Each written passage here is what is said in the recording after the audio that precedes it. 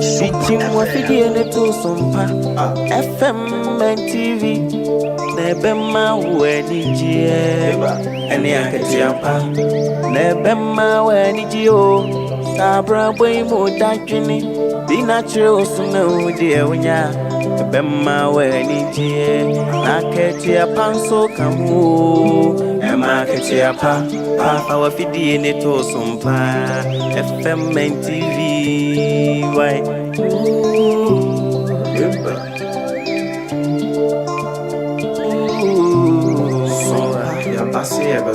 Yasim SOMPA mani jeni akati apana unu wada SOMPA de asitine imunu ema akati apa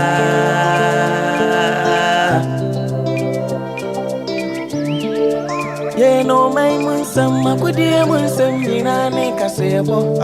Bijisam ni jasu semyina SOMPA de abama SOMPA FM Emma Katiapa, SOMPA TV, Emma SOMPA TV, Emma Oh, wisdom ni mitie SOMPA FM, he SOMPA TV.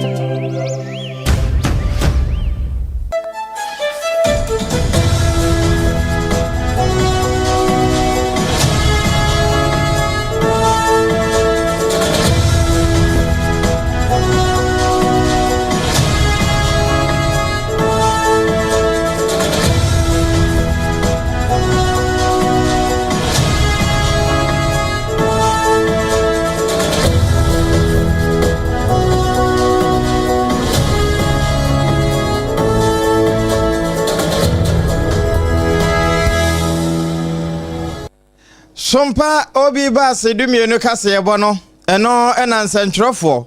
wo mo anante ho awie samufo nso nya adage wo hu ho de aka se ye woni so a etese ahwehwe ena ehwe no wo Facebook no so no eye SOMPA 106.5 FM Accra YouTube ya SOMPA FM live ho okwa na onua wacha ma onua nso nya bi na fe wotie sempa ye de to se dumienu kase ebo e de firi SOMPA fie enkran na enya twa na ho firi ha akwakosi headquarters te se chinhia mframa 93.1 asante mantemu baby SOMPA TV wona hwa da braka 121st clinic nsutua na asada ne ho eda ne ho a 100.9 ayiko wode ma asante man nyina ayiko sabre kro na duru takwa SOMPA de som wo mo papam e 101.1 takura de nso wo mo ne yenta e 103.3 One my word of mamma must as a passo in a phobia, a SOMPA 101.3. Na him crow, yes, Sunyane, a 98.9.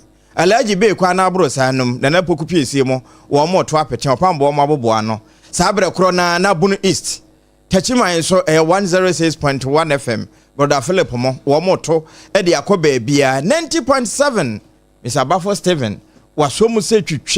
Ebana safra wano no hwa wo mu nyina enya esomfa so www.somponline.com ense mi nyina agu ho eno achi wono ma ewo France abrochima mu nyina no adamfo pa radio France abrochima mu ensam no de ede tro wa wie ya emu ede na ehwam no de edi mo akotene bi ne se yabako sampa ye no ewo bono mantamu ahensam masoche ya ma ne musuo no sane ne ehon sam city Ghana Mampenini His Excellency Yera John Dramani Mahama wasu wono yashana nimu a wanye penini ya sebio o detective Emma Adeshie. Sada na wasanso ahyebo se wo mo etime kwatena wiase nyina apa kese no so kyerɛkyerɛ bibi keka bibi edifa wo mo hodie no sese de aniwa ne tese kɔde ehwɛ ba bia abada Joseph Scavetus bia ba bedro temaport amanei say ya twene suma se dwode de kurani na soafo a wo hwe America na yakwantempɔn nsɛm so sasemi wabeya no Ora Edwin ni Lante Vanderpoy wakasa se enrada ebra wo mampanini ene samtwerafo ehia mudie kwaso no ensem bi ya wakafa garamse ho no amafo bi etwena no kye no wono ma se be prefranka ama wosono na wo ma be pagana mampani sunu dim no ba kwa doctor wo se ye wadutwim wo se galamse ko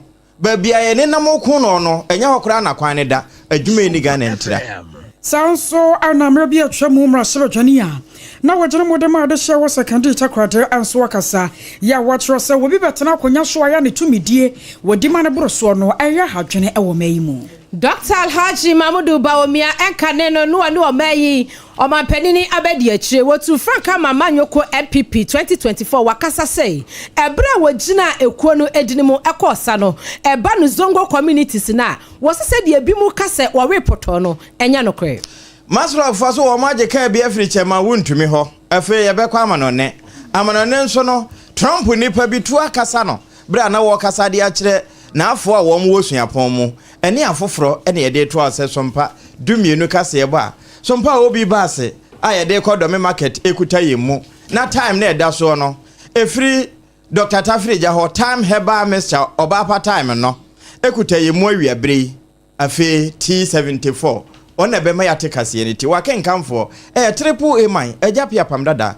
awiabre miniminu amoma AKOSUA AGYEIWAA kwade boatin ena ABENA ADEPA kofi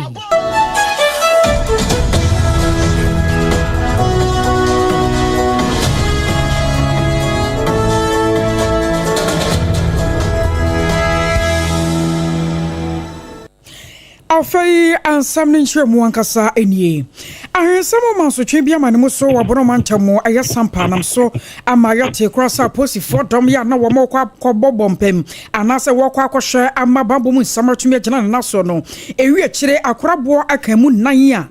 emu baako eti nananom ewonsieto na another sorry ye krata Ghana Police Service one makache apietwa ya wo bomane wase afrede nyame ya dompa one matumi ahwe ayere bambo mu aye kasai no emu atumi ayere masomdue aye adwuma na ye kwa oma no so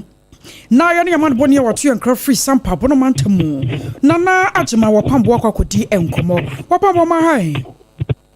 ye mo ako sese sampa bokode ya husa Ghana Police Service dia basa asumdue mapa ani asumdue bua na wan mu numu wona wo ho asam na tesa na san ankasa na kronim ade chiye wote Awusaya hwasa yansa abakan na najima wopambo ewo ahoma no subiem na ye ne no edi enkomo ni nyinata ejina Ghana Police Service one mokrata womo ede apie edwa no ho na enai wan mo kirem se wo hwemu pa no enra no na ano eden na ani anyan edema posifo se won betumi asi ano kwan sanse na mansotwe ni mu ntokwa no ma atwe ni ade no na ano eden wopambo akwa babio ya mo minaba boy enkomo ya de che ye sampate sei minaba bedase so de no yenya ne se sampa basabasa asa atwe ti wo ho ne no ke na ntia ne se wa bra Kennedy Japan Kennedy Japan a ope transfer to forma NPP no buy na yese basabasa na do na eka so na ye du mo e du abata we aba na to hwehwemu a ya ye emfa ho ba bia na eche ne se yenya ne tie se ahemfie no mo sampa na ba ya sa mo bia ake samba dafra omo mienu na ntokwe asori wo mo nkom enti a ye te ye ne se ahemfie no emu ba afa nsupa tupo oye nkata se de benya ombeja de te ne se ono na ye man hina wa sampa no sa so ti fon omo nti ase so ayo ma de se sta na tie dia ombe ma basa ye so akoso sampa na no tie no ba se apunti fomie enai eno afri mu na so ene sampa DC another DC o jama no for 18 komono o ma ti ase se nine na to come na so obupira no kra nyi trebia to ano eden eti se de ete ne montese apolisi 49 afri mu o sampa no entisa entini ni aba de ti ye so de security anajuna job ne sunya so de police for about the snap kugu sampa omo rese pepe beba se ya ade a change ye nti asemo de sampa ye din ito ba ko na yete se wafimu so ye ko ati ye ne chere nipa no so afimu a oye oba entini ni abo bisa ya so de sampa 17 nie yo eti chosa de chi ye won momu ko munyuma so won momo to ade sane eda no da nyina sampa setie no obetumi akesi su pose enei sane yo ma nyina asa asase ya adwuma ni aba asha se ne mu enti se de da bia etie so se ye koye no plan tan ye di honum ja no Sampa market na aka say ye ja to SOMPA FM ye ja to Sampa market ni ma omususu se ahemfofo ni enu ba ko mu ba the store ho nti say ye di ewu na afi ye say opanyin na bisanfo ne ma ja e ja nto ni ni aba store ama ni aba store no so ye na aka Sampa market na the market no so for the but yeah on mo wo ke ni be ja ton ba o be sia NTP people na no so no one is the town on border view that Sampa ham there but yeah ye di ani anonse but yeah payfo ba o mu hia pa ba ko ye ho no ho so ye twaja to ho a amanfo o mu susu se o mo ne ahemfofo no ako enanto o mu fiafie die ye hu ye ko ye hu etie miensa bi ameka se ye ja to na o manfo ade ba ko kra amfi ho no enti Sampa Dada'a ko ne ba ne die enti se de fe na ye hu no no ma yana wase ane wamani ya bosho sham ya wadi abasom ya buso wari ayo na najima wapambo ni ya tene nkano Sampa bono mantemu eno de bre wo ensam foforo mu no enra na wa bankesie mu ye mampanini His Excellency Owura John Dramani Mahama efra ensam twerofo anintini atwotwowura wonom ewo my Ghana mu afana nyina wonom kwhia ye na agya wade efiti se ye de baton no ema na se Ghana mampani ya wo hyase ene NDC amanyokuo wonom ebu o man no eni swade hunu a wonom edisi wo mani so kakra wonom atimi aye no wone ensam twerofo edi hu komo na wade nsam etu dwawe ye na ene ne obi ekwan etu ho sensam twerofo mumu samensam na mento mebo na minya no ene wagi adwa efa ne pan efa ne buku eka ho na ene ensam twerofo nsam a wa mu bisa no baako enie wanu bisa ne se aso Chief Justice ya na wo ho eye Mami Gertrude Araba Esabasa Kitokuno ya wuyi nui na ebinum ekeka sesebio asede wuye supreme leader asa wuye ka obi nka bi ase atufu a wuntie etesa esanse Chief Justice ne hwehwe sade na eba boba no ebi mukura ka sade ewi o my Ghana mu no ye niema no anhwe ya asumdua na se democracy no ye toto na se eno na Ghana mampani ne His Excellency Owura John Dramani Mahama eyi ano no wase efa ni Chief Justice ne remover ya Owura bia no adi Owura Daniel Ofori ene ya upie mo Ghana hase ye so a business man patakum oweska ene nkofo bia na eka ho a wanom de petition ba ye wo hwemu a amamra constitution no afia pema hankono aduokono emienu 1992 article 146/6/9 edi adanse pefe esi niema bia ewo se Chief Justice di gugu akwamu no se ekwachew na se wanom te committee na wanom hwehwem petitions ahodo ebeba no wo ye ni nyina awie ye no na eho ase afata se article 146/9 no eka ni pefe se committee no enya akasa Mami di for ana Chief Justice kuro ni di for a yenyi ne to akonwa nti abamusa ebobu sumi ya ne da na etoso baako na jakrata efra bankese mu eba ya wonom ahwenhwen no enti no so obi kase woye ka enka bi asede democracy no watoto nase a wobisa nsɛmtwerɛni a wobisa no saa sɛ misa no sɛ wohwɛ manimu a aso meyɛ supreme leader na dabi menyɛ supreme leader na mmom meyɛ democrat memetwɛn ɛmɔ bi akyerɛ na adwen sɛdeɛ ne nsɛm ɛkɔɔyɛ nini. I'm in danger of becoming a supreme leader. Look in my face, do I look like a supreme leader? And that is to paraphrase Prof. Star. At times, do I look like a cat hunter? I'm a Democrat true and true. And even when we attained 2/3 of parliament, I said that we're not going to use it to ride roughshod over the minority and that we're going to give opportunity for democracy to flourish. And so we don't intend to use our 2/3 majority to steamroll our democracy. We believe that even though the people of Ghana gave us that overwhelming majority, it wasn't meant to turn Ghana into a dictatorship. They gave it to us in order that we could carry out reforms to make our governance better. And I think that we stand a very good chance with that 2/3 majority to finally move the amendments to the constitution that we have all wanted. In the past, because of hung parliaments and all that, we couldn't make any progress because there are some of those amendments for which you need an overwhelming majority. And so Ghanaians have given us that opportunity and say, look, go ahead and do these things. Enwachi no enwayi asembisa baako a na no so efa keta hyehye ene project corruption ho ya wan mu bisa say no ora mote ye no corruption fo a wan mu eche wo mo ene kwan ya mu fa so ebo ho adwuma no ene sen enwachi mu say na say de endi semanyoko ene omampani His Excellency Ora John Dramani Mahama wo mo yo mo nuama efa corruption ho no wan mu hwe ni mu asay case baako bi efa corruption ho bia no won be hwehwem akwakwasi ase say no chire mu fai. Investigations are ongoing into the African Cup of Nations case, the March set case, and approximately 20 other cases currently. Let me be clear, every single case of corruption that needs to be investigated is being looked into. And once evidence is found to ground the prosecution, that will happen and happen swiftly. Looking within, we launched a code of conduct for public officials with an insistence on strict compliance. A high-level working group has been inaugurated to draft a new anti-corruption strategy aimed at strengthening ethical governance and institutional coordination.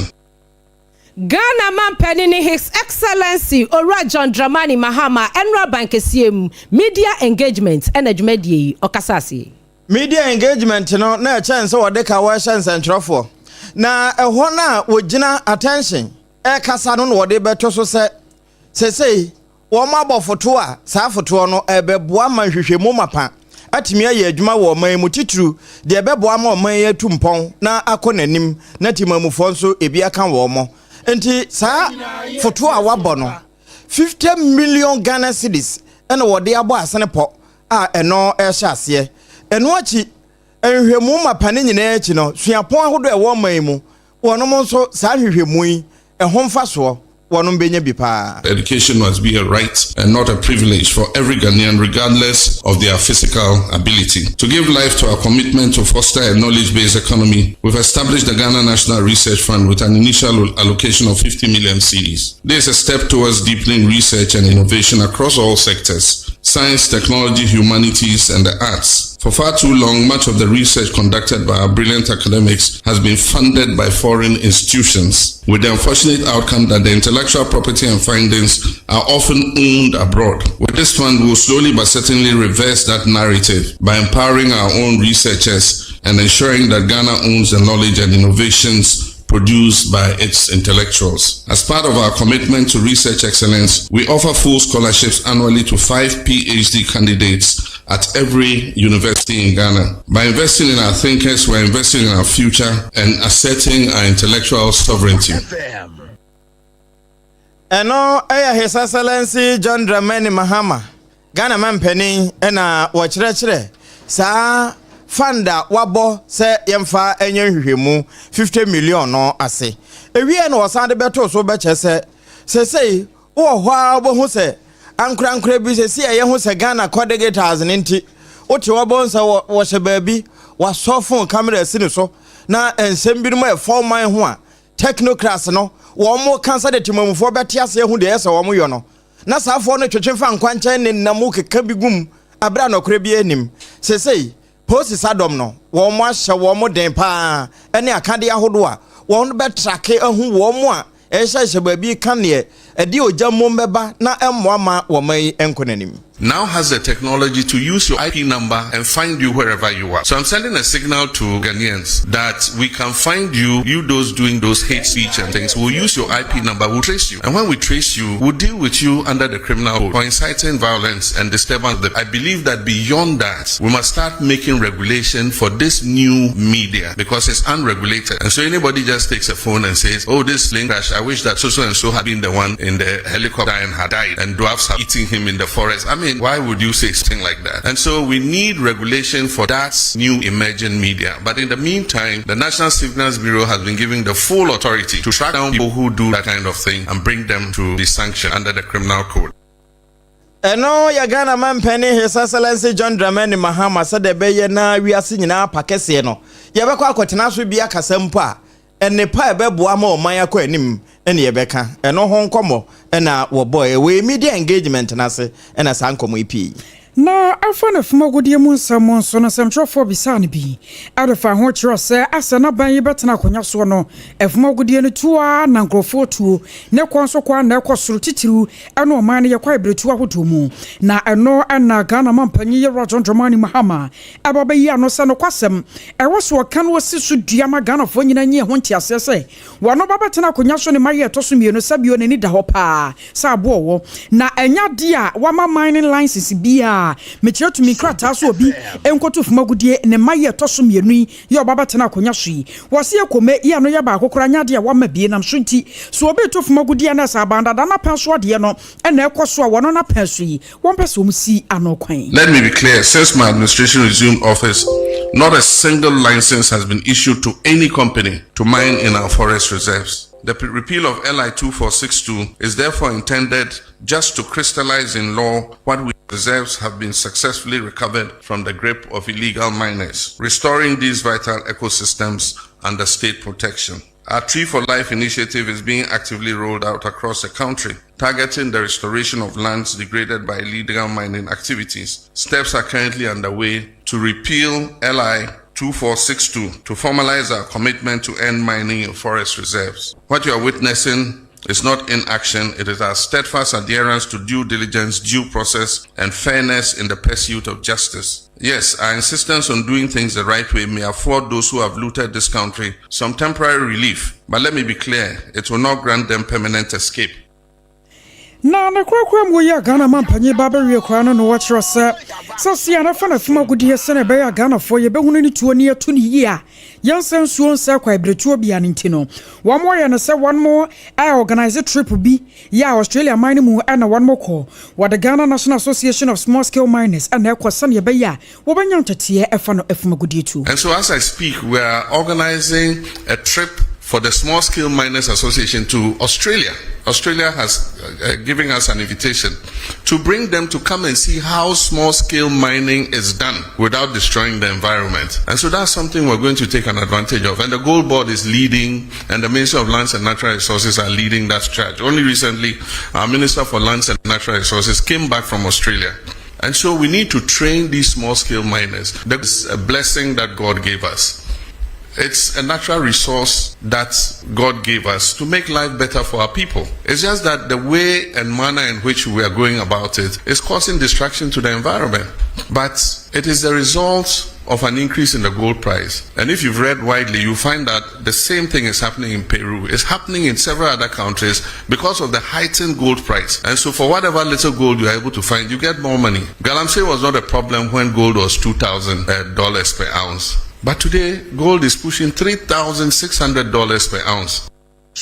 I was away area Ghana mampanyi ye Rajon Dramani Mahama enro dabra woni semtrofo hia na wo church ne nsemu ade atroye no emu kakra ani abo amoti. Na ebra wa hyase ekasa ye echechemu garamse sedie NDC aban eno anu ankasa ne mpanimfo wonom efa ekwan paso akoatu ase no na obo obi kura se enu nti eno amudi blue water gas ede aba afa kura no ena no mpanimfo enwotwe a na wonom kopiemu ewo adanse obo ase na ni nyina efa ekwan papa ye ba fa so ni ayi emrante kwa na wonom ehye nsuansu ahodo mu ne kwa ibretuo di mu no yatwe wo mu nyina afiri abafie ni abakirachire wonom enti enra wo nsamtwerefo enhyiemudi a wonu wamudi ye no wo kire mu kakra kwan ya wo fa so akogaramsey na yei ena opani a wonu oye national coordinator edema district road improvement program yetwaniti ya FN drip owura Edwin Nilante Vanderpoy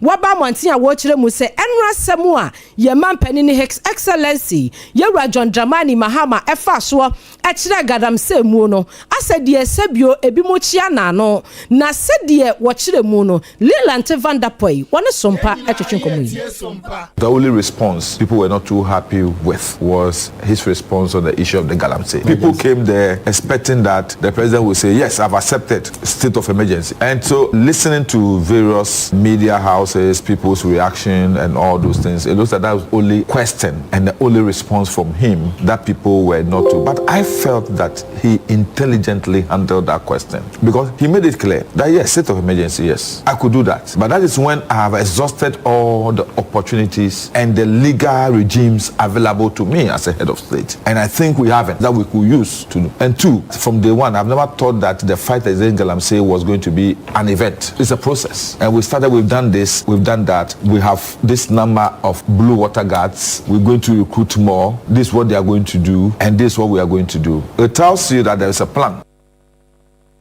Wapa kyerɛ sɛ ebinom ɛkasa kyerɛ m sɛ ye anra de ɔmanpanini anka ne yie koraa ɛwɔ media engagement ne fa Galamsey nsɛm mu Nilante Van Der Poel wɔno ɛne kasa yi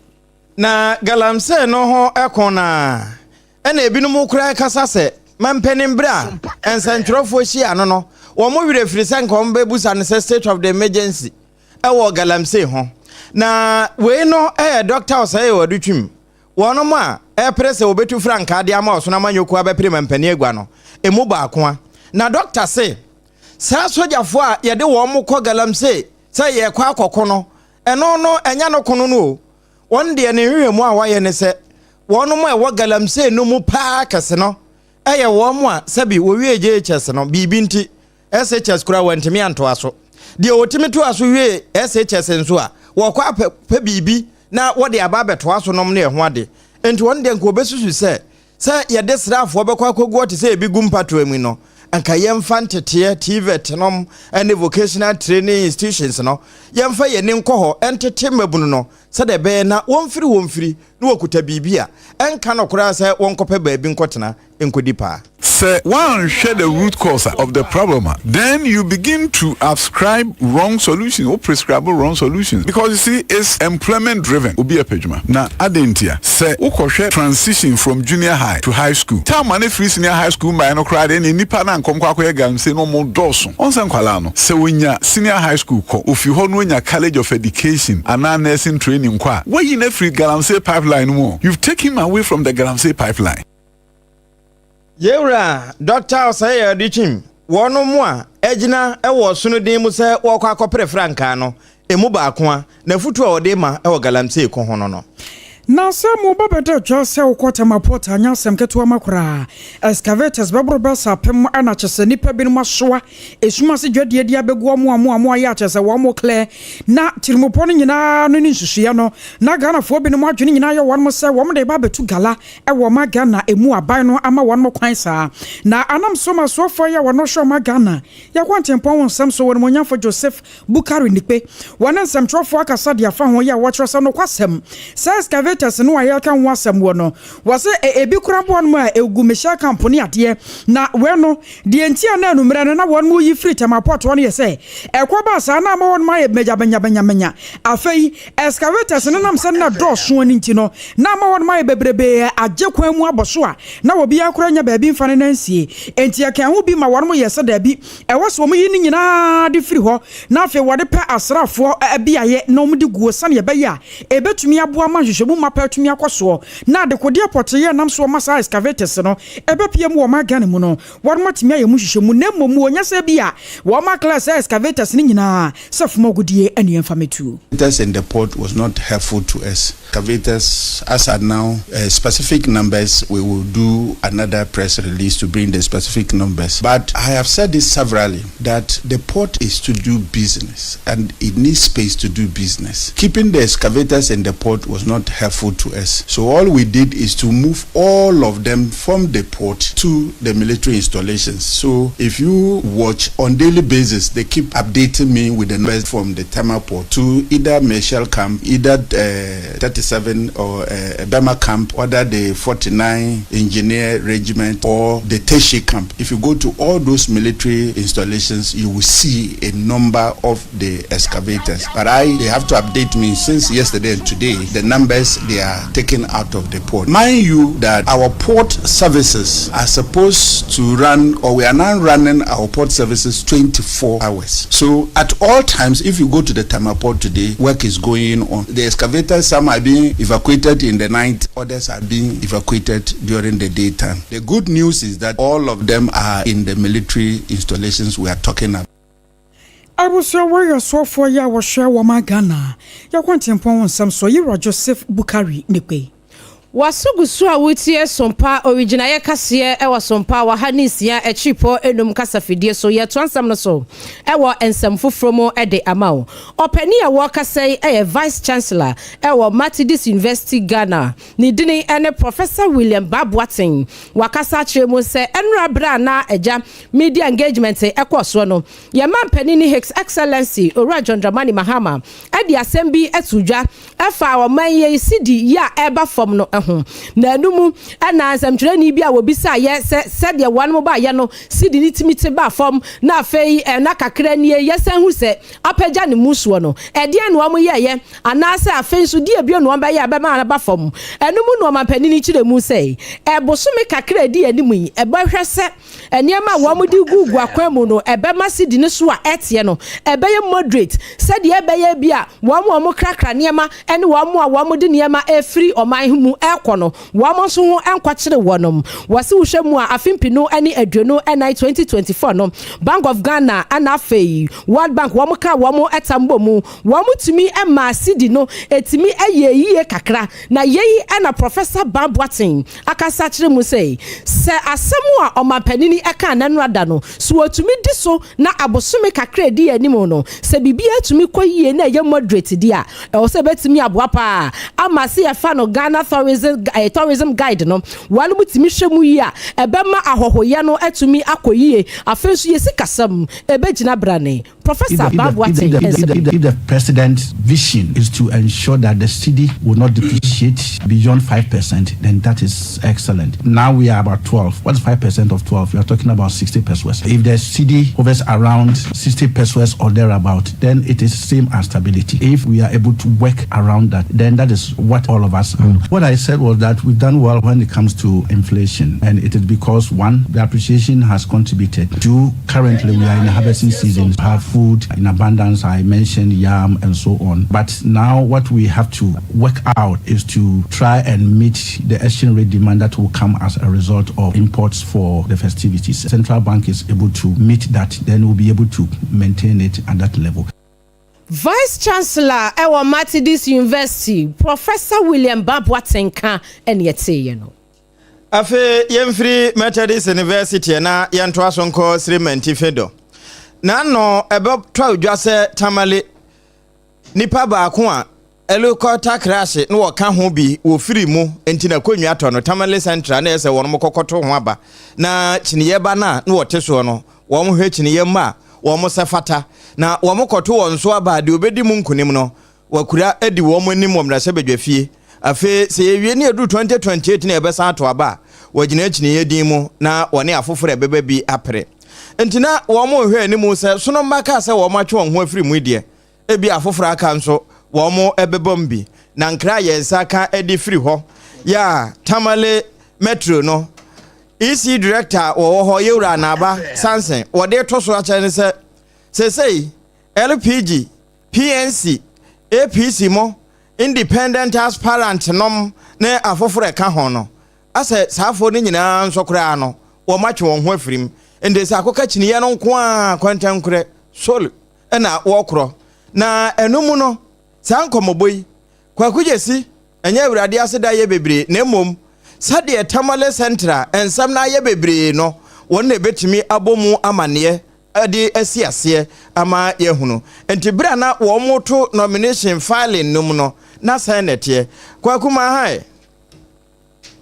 yago na Srimenti fi hoboko de nyamiadum tamale boko mo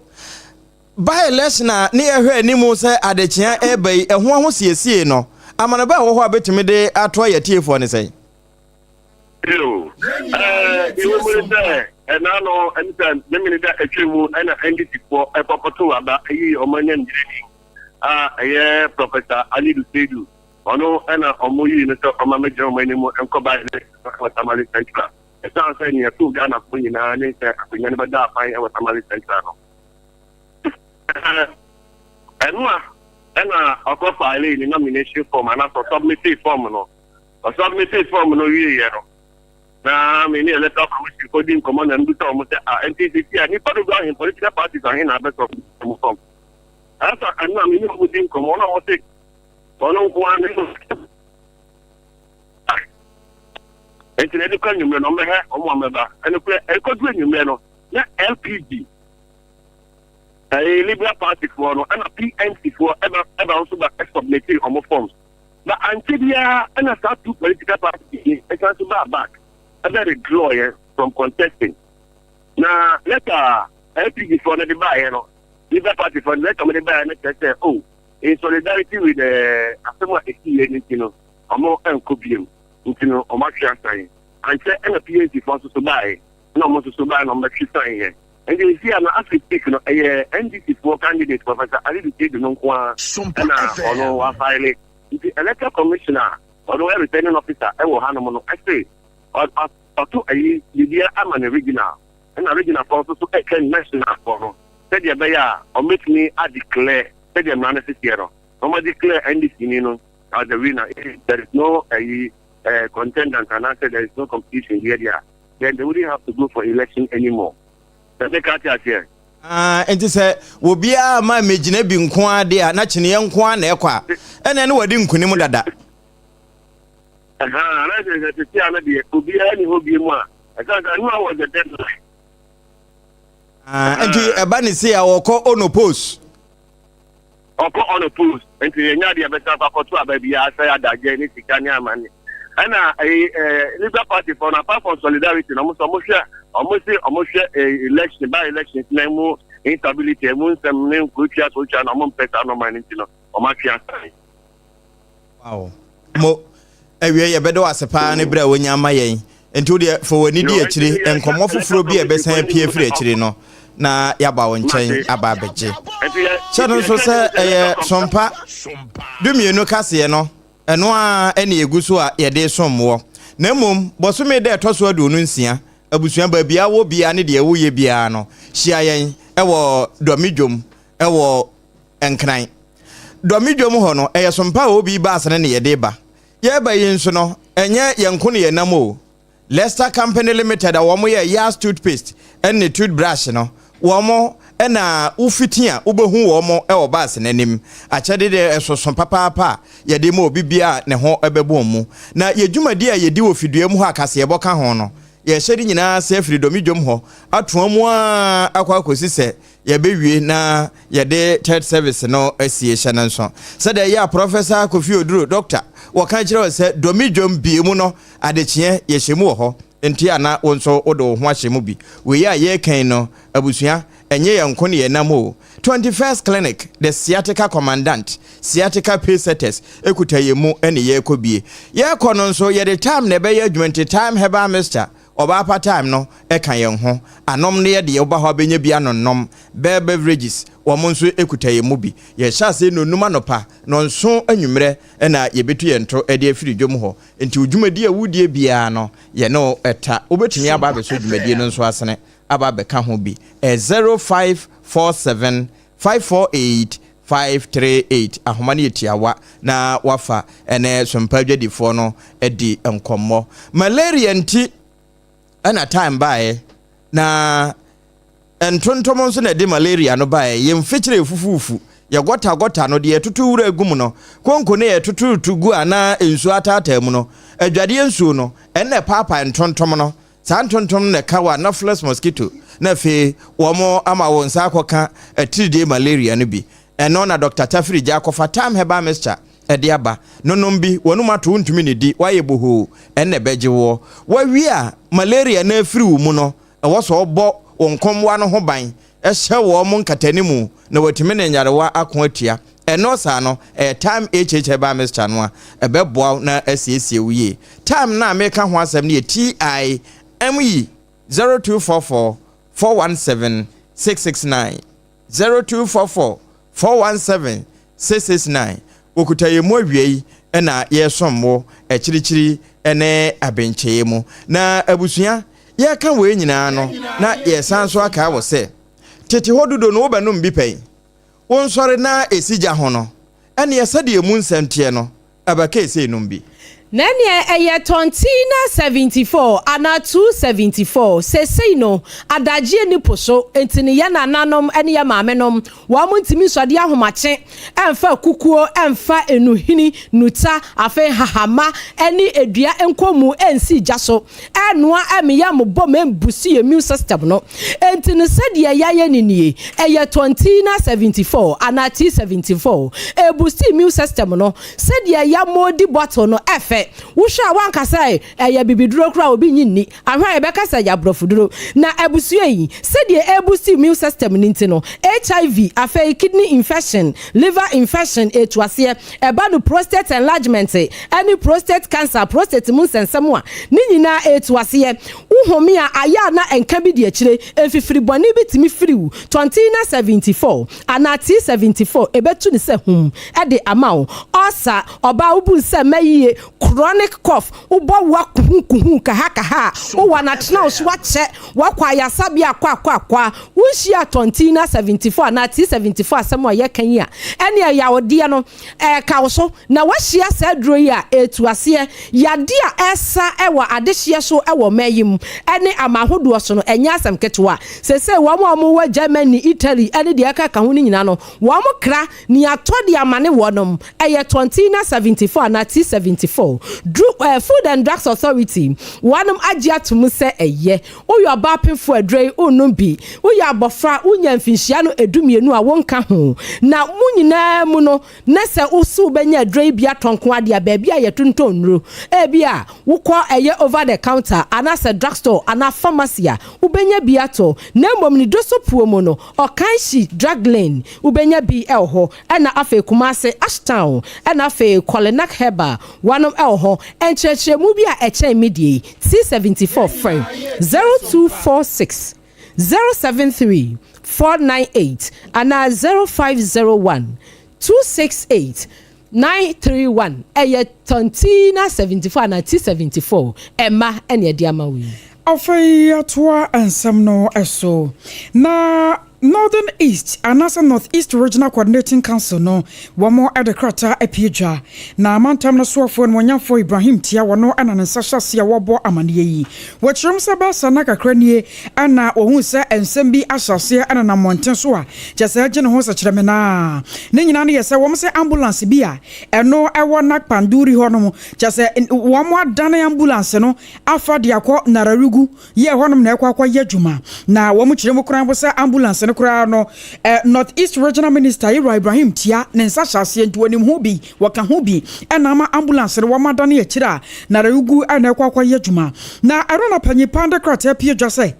yamfo ya fidikasi yeso ne yenkan yantepa na yemomu amane na nto atiefo nyina se wenya yasen kaibo na so de aduru no ewose ye no sa na okiremu se na ewu hwemu a September abosunda na toso ensia ewa afimu ano wose na dane ye memenda awawosem kase bi asie ewo nararugu kwantempo no so enam so mankwanhia na asiye no nipa dodo no ati na no wonse do na sabere ni mu no na wo mya ambulance a wo de befa sabio wo ma prepra no na wode wo makwa yaresabia enti East Mamprusi Municipal Assembly no ambulance a wo no wo makwa na ambulance ne nya adwuma na ne tebia ne bobre no na enye se wo betumi dia fa sa ayafo ne dia gumuo enti ano na ka ho bie ema na panduri ambulance wo makwa ma so sa ne se bi si wo makwa na sabia onyamfa ayafo bi ade a na wo hia sara ne kine ya no won motam na afa ya de hia wo mo prepra wo san kwanhia ne mu no wo tumi ade wo mo nyina akwa yaresabia na sa sam no ba ye ne ambulance no wo ma ho kwan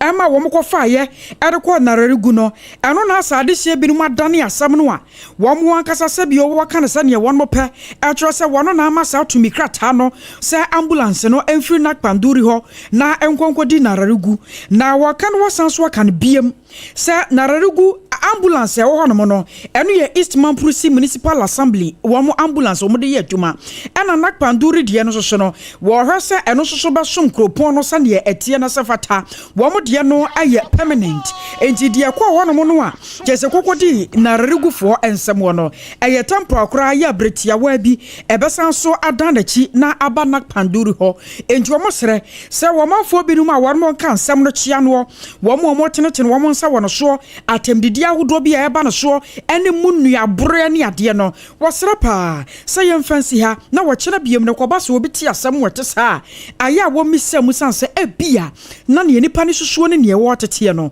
na ɛnte saa wɛso ne yɛgyina na yɛda yɛn ho tɛw yɛba ne aka no yɛde bɛtoa so.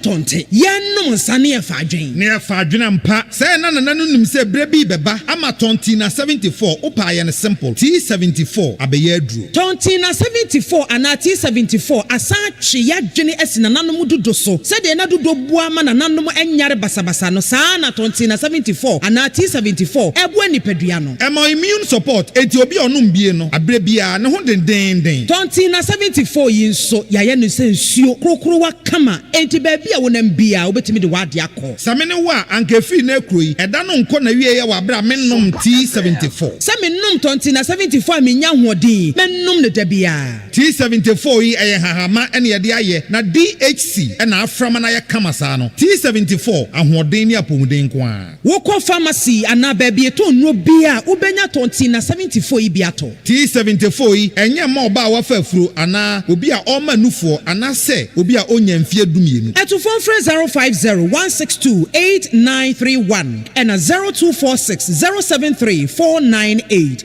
FDA agi adwadi nkratwe atom Endpoint Homeopathy Clinic Ghana had the obi anim say ye prostate na baby omutibi ye screening ema hu ni ye etu ase a na ye Endpoint Homeopathy Clinic anase ye kidney ye liver problem wo fa baby na adwo na de fa ne premature ejaculation no a ba ma bi a wo ne wodofo akwakwahia ase wo di ne ho agro ase wo tonte ene ye bra Endpoint Homeopathy Clinic na ye moa ema ne mema mo pa wo ye Endpoint Homeopathy Clinic wo mo dem fua yare bia infections bi ne wo ho anase bia wo hwa wo fa baby na adwo kidney problem prostate de ye Endpoint Homeopathy Clinic kuma se ubehu Endpoint Homeopathy Clinic e wo kronoma boy hia ena akra hanso so de wo mo gina mu ankasa e wo spintex baby friend share signboard no uduro na ubusa sa wo pe Endpoint Homeopathy Clinic obia e be kire for Endpoint e wo 0244867068 and 0274234321 Endpoint Homeopathy Clinic wo mo dem fo me pa cho bra na me hwa de wo bag im bra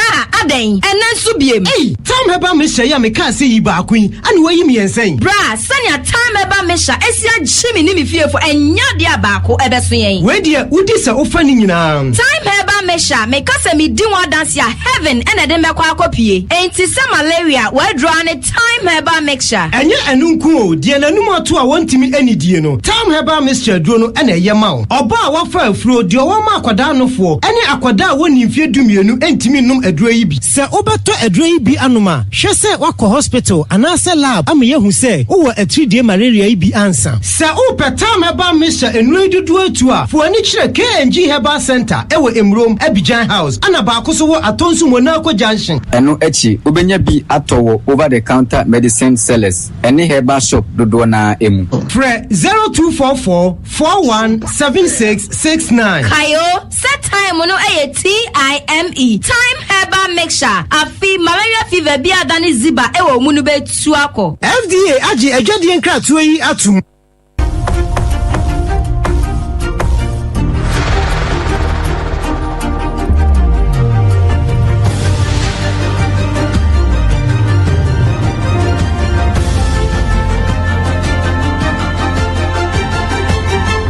SOMPA TV Emma Aketiapa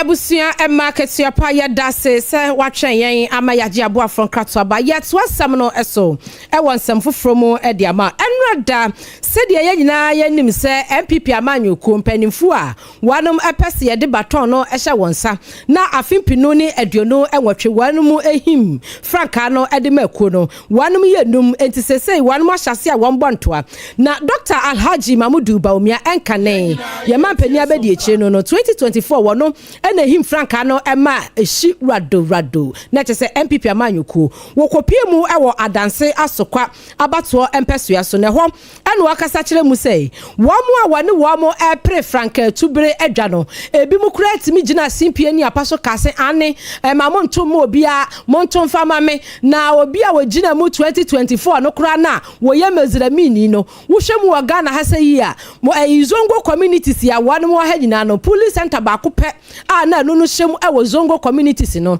ho pe eno wi ni ye de aka nyina wo Felipe to sasemi Dr. Haji Mamudu Bawumia so woteye wo bonata so bone motuom esre ese no kura bi anim wo so wono no de data and fact na ye adwuma enti na bra no ayo mampani abedi eche na ne bibia ye digital no wo so wo bibia da wo betumi ase ne se aka se ebra 2024 wo gina mu epre akonwa no eye zongo communities ye wo mayim emu ba ko pe na to de man de aka nyina wo Felipe to no sani pakro onfa data ne mra propaganda de ewo ho no se de etoso omuka se no nyina motiye se kramofo zongofo omu anto aba ama Dr. Bawumia metiye me say na data yi wo he because me de ubeka nkire me asema me hia egina so o me say fa data yi bra na but sa propaganda no na emu edim papa na enenam bibia say kramofo anto aba ama Dr. Bawumia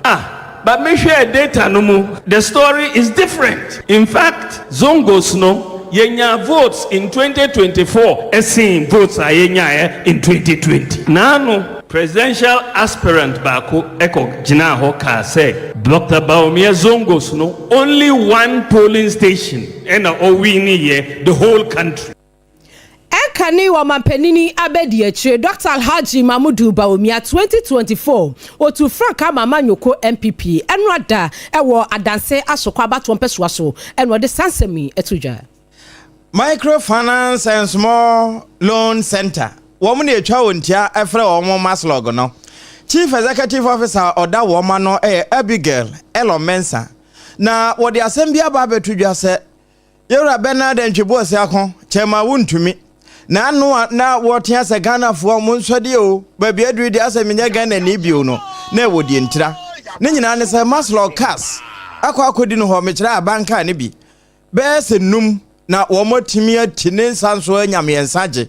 mienu aka de akura no wono mo hye ne se wontua ho ka se de na etie bia na emunsam no enyom no se de ne detie no ne wura no ene yeti ne yie. I've retrieved so much. Even I've gone with National Security Operatives to the house of chairman of the MPP in Ashanti region. 3 cars. Cars were 5. We've retrieved 3. Well, they were packed in his cars and they were in his name. Collected all from his house. It's left with 2. We are still chasing him for the 2. So what we do is that once I seize the cars, the agreement we have with you is that you would have to repay. You have to pay whatever has accrued. Then we release the car back to you. We don't know where he's kept them. You see, what they've done is that usually when our cars come, they have trackers in them. So some of them have disabled the trackers. So you would be able to trace the car to the last location. If it's not there, if it's no longer there, then it means that you can't trace it again.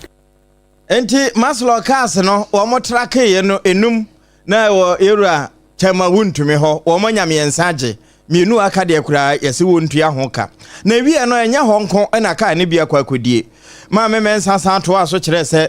kane mampani abadi akire Dr. Alhaji Mahmoud Bebo Bawumia wono akro na so kura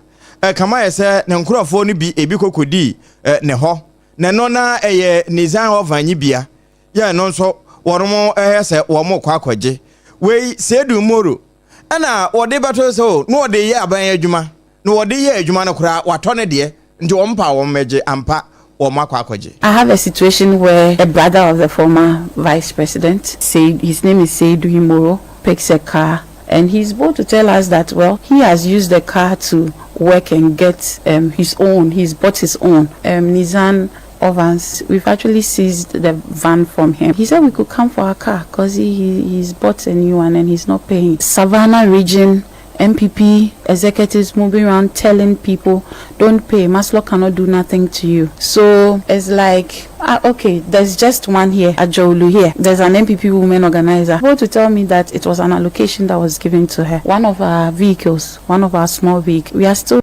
Enti, wamunya kasa o jai, abandie, Ghana yenyina ye de yenyina esika, obi entime nya ohwe, wonua, wudi chim kwasha woto, wombeti wa babeje. Na mrabi atwamo mrasoro jani anu wajina mwode mwamanfo a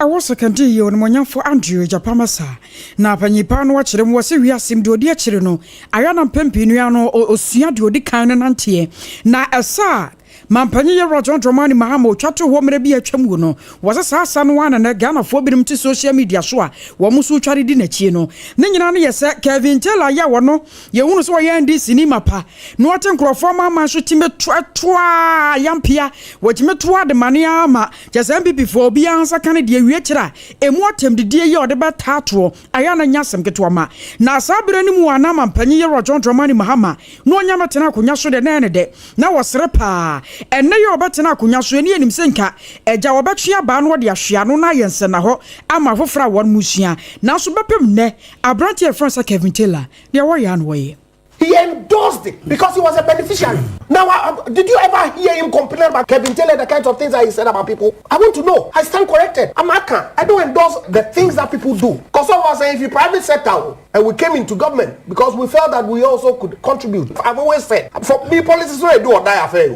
Why? And I wish that a lot more people who have the wherewithal that can help in building our country can come on board. But they won't come because of the kinds of language that we tolerate in our political discourse. I was so worried and maybe a chamo mrasoro jani anu wajina mwode mwamanfo a ewo secondary wonimonyamfo Andrew Japamasa.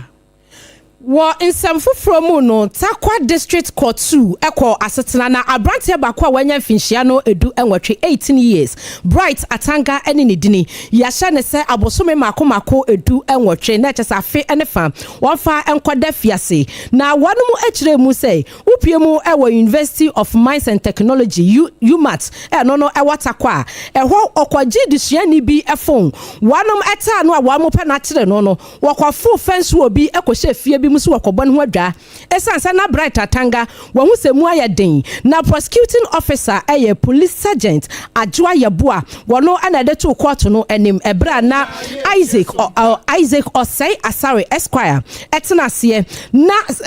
abrantia wono so ode Samuel Donto ebo amane sei wono wote enkampo na ase eno no ewotakwa inswaye mmansininim ewatoye emantamu na abrantia wono ode Bright Atanga no so eti cyanide eno so ewatakwa inshaye mmensini nemo na fosuo busome ne da na etoso edu enan 14th April no na wanum enya nantia posi wono ogina mu ebo amane ni kire mu se onya tetefun call kire mu se abrantia Bright Atanga no ya kire no ya wo mo bo no eben UMAT ho enti no wa ma hwa na emrante kwa no ekuno wokọ ye se de no wa bo no ama na ya mrenti posi ni no fa no kopie mu ewa ya sabia ema wokọhwe ne yade ne ho to no wade ne bai post station ebetoto na no enumu a na Owura Samuel Donto no eba ye bekato so se ye no kore ne fence wall na Bright Atanga ehuriye na de ntie ehuriye ne se okwaje disuani bi phone no wo mo pe na bro no enti na de eja de akọ ne de wo se wonom ede ne to wo kukum kakra na enti no Takwa District Court 2 ko asetena no na abrante wo mo de ntansa ne nyina board waje tu mu nti court no ahye ne se abosume mako edu enwotwe 1.5 month wonfa enkonkwa tenemu na eja wonfa nya adwumadene enfa emwa aban no enti afe enefa na Bright Atanga wrong entry and stealing Takwa District Court 2 edena koshemu ene na Assembly University ho ye ko America Utah Valley University awrahosem bi asi ho esansa ba mu abi odi mfinhye aduasa baako wono no ye kapa wiase nyina pakase no so a wotena hopa no wokasa so amanfo tie ne din ni Charlie Cake wo ma bonetuo etuo no so ne mena sepa na wono de boy wo mo ne woni semu bi teacher reporter la feba no wo chese won de kura no wo be se feet no aduonum na wo video no de ohun ya ne se o mo tie brain wo mo hu ba bia abuna ni free wo be hu an se na Cake wɔkɔ de team na wɔda fam ne nyina ne sɛ no wɔne asuafoɔ no nipa bɛsɛ mpemiensa edi nkɔmɔ kyerɛ wo na san ba America be fa ne tampa afira enom ne ho ade na ebinom nso sɛ wɔno koraa no wɔyɛ Trump ali nti anya nwanwa ebinom sɛ nka na ensa sɛ wɔba enso wanya ba awie afoforo kasapa Adam Bartholomew num nyina wɔnom eka bia no so ne yegyina na awie dumienu kase yɛbɔ asompa obi ba ase yɛde to a ɔdɔme market hɔ ade kyɛ bɔ so mi de to so adu no nsia na obata time heba Mr. Any tontina eso yemu a yɛde brɛ no de di mu akotene bi ene sɛ Ghana Police Service at Yabasa Sampa ya no ewo bonomantamu afredi asumdue eyejuma Ghana man penini His Excellency Ora John Dramani Mahama se yahye nanimu a wanye supreme leader na mom oye Democrat enu akiri no Takwa District Court 2 kwa setena ema abrantia Bright Atanga yahye ne se abosome mako dungwotwe wrong entry and stealing onkoye adwumadene emfa emoa aban Ani afoforo ne yedebre o se dumienu kase yebo wakenkanfo triple A mine agya APAM DADAA anwumre awiabreme ne ema papa no AKOSUA AGYEIWAA kode boaten ena ABENA ADEPA